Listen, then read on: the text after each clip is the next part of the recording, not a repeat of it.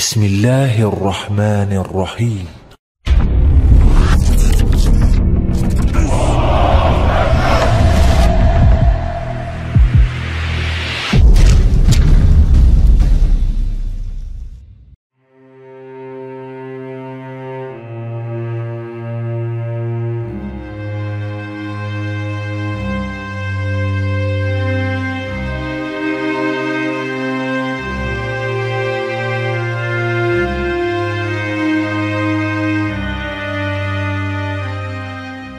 Dalam Islam, kaum Yahudi Farisi dikenal sebagai salah satu dari dua kelompok utama dalam masyarakat Yahudi pada zaman Nabi Isa.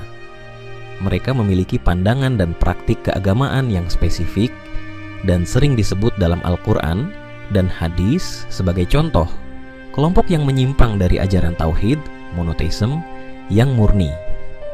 Berikut adalah gambaran sejarah Yahudi Farisi menurut perspektif Islam.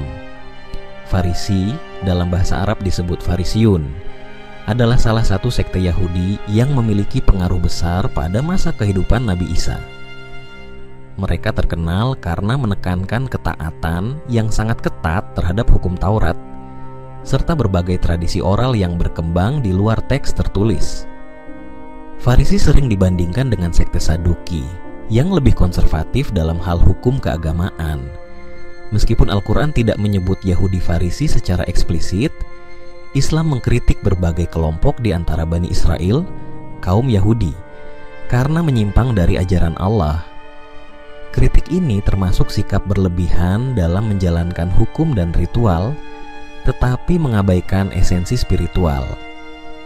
Dalam hal ini, banyak ulama yang berpendapat bahwa kritik tersebut mengarah pada kelompok-kelompok seperti Farisi, yang berfokus pada aspek lahiriah agama, tetapi gagal memahami makna batin dari ajaran Tuhan. Al-Quran juga menegaskan bahwa sebagian Bani Israel mengubah atau menyelewengkan hukum Allah dan menjadikan agama sebagai sarana untuk kepentingan duniawi. Contoh ini seringkali dihubungkan dengan perilaku yang digambarkan dalam Injil, di mana Nabi Isa mengkritik para Farisi karena kemunafikan mereka. Surah Al-Maidah ayat 13. Tetapi karena mereka melanggar janji mereka, kami mengutuk mereka dan menjadikan hati mereka keras. Mereka suka merubah perkataan Allah dari tempat-tempatnya, dan mereka melupakan sebagian dari apa yang telah diperingatkan kepada mereka. Dalam beberapa hadis disebutkan bahwa Nabi Muhammad juga memperingatkan umat Islam agar tidak mengikuti jejak kaum Yahudi yang salah, yang terlalu menekankan formalitas hukum tanpa memperhatikan kebenaran spiritual. Ada kemiripan dengan kritik Nabi Isa kepada Farisi dalam Injil, di mana mereka diperingatkan agar tidak menjadi munafik dan hanya berpegang pada aturan luar tanpa iman yang sejati. Misalnya, dalam sebuah hadis yang diriwayatkan dari Abdullah bin Umar, Rasulullah bersabda, "Janganlah kalian mengikuti jejak orang-orang sebelum kalian, sejengkal demi sejengkal, sehasta demi sehasta, sehingga kalau mereka masuk ke dalam lubang biawak, kalian akan mengikutinya." Para sahabat bertanya, "Wahai Rasulullah, apakah yang dimaksud adalah Yahudi dan Nasrani?" Beliau menjawab, "Siapa lagi?" Hadis riwayat Bukhari dan Muslim. Dalam pandangan Islam, kaum Farisi dipandang sebagai contoh dari golongan yang menyelewengkan ajaran murni para nabi, termasuk Nabi Musa. Mereka terlalu berfokus pada hal-hal ritualistik dan hukum formal, tetapi lupa pada esensi dari ajaran yang disampaikan oleh Allah, yaitu tauhid yang murni dan keadilan. Islam mengajarkan umatnya untuk belajar dari sejarah ini agar tidak terjebak dalam kesalahan yang sama. Yahudi Farisi adalah salah satu kelompok utama dalam Yudaisme selama periode Bait Suci kedua, 536 sebelum Masehi hingga 70 Masehi. Mereka memiliki peran penting dalam sejarah agama Yahudi, terutama dalam membentuk dasar Yudaisme rabbinik yang muncul setelah penghancuran Bait Suci kedua oleh Romawi.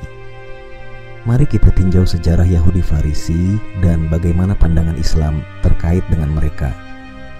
Farisi berasal dari kata Ibrani prushim, yang berarti yang terpisah atau yang suci.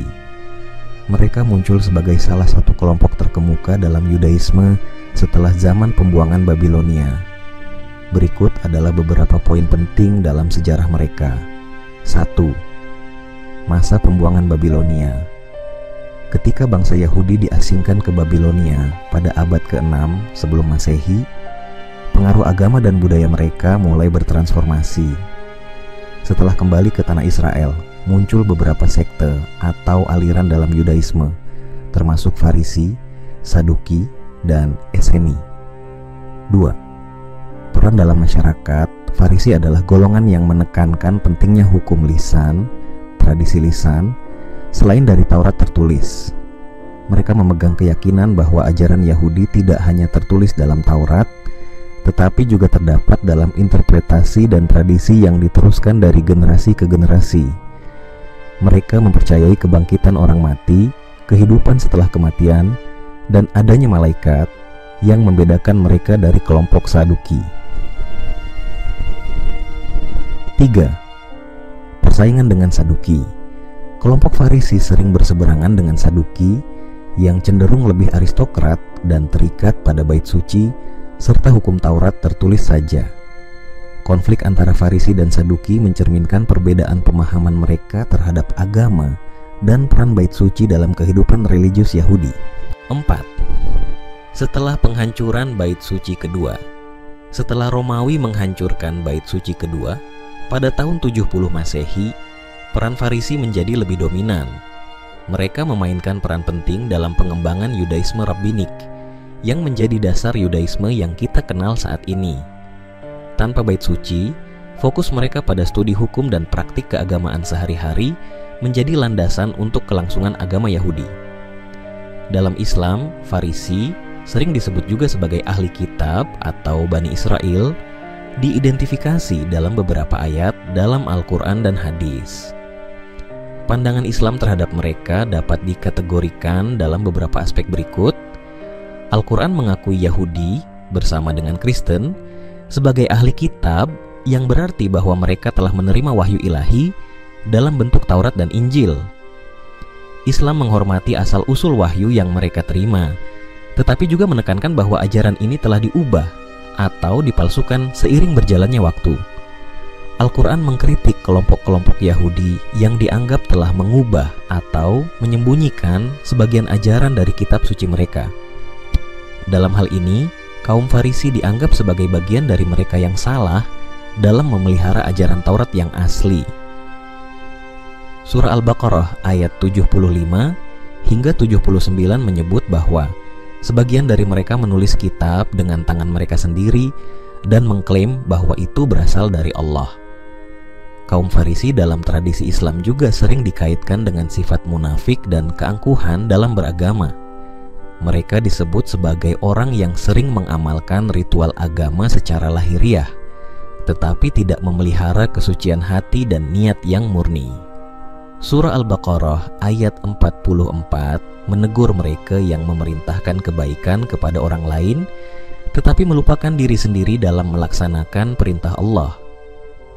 Surah Al-Jumu'ah ayat 5 memberikan perumpamaan bagi mereka yang diberi Taurat tetapi tidak memahaminya atau mengamalkannya dengan benar.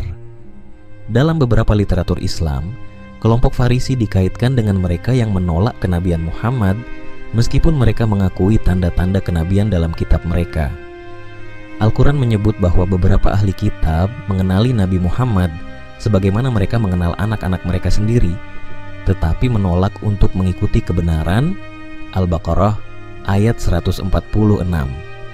Kesimpulan, secara historis, Yahudi Farisi adalah kelompok yang sangat berpengaruh dalam perkembangan Yudaisme. Mereka menekankan tradisi lisan dan penafsiran hukum yang akhirnya menjadi landasan Yudaisme rabbinik. Sementara itu, dalam pandangan Islam, mereka dihormati sebagai bagian dari ahli kitab, tetapi juga dikritik karena dianggap menyimpang dari ajaran asli yang diturunkan kepada mereka melalui Taurat. Pandangan Islam lebih menekankan aspek penyelewengan hukum dan tradisi yang dianggap telah mengubah ajaran Allah yang murni.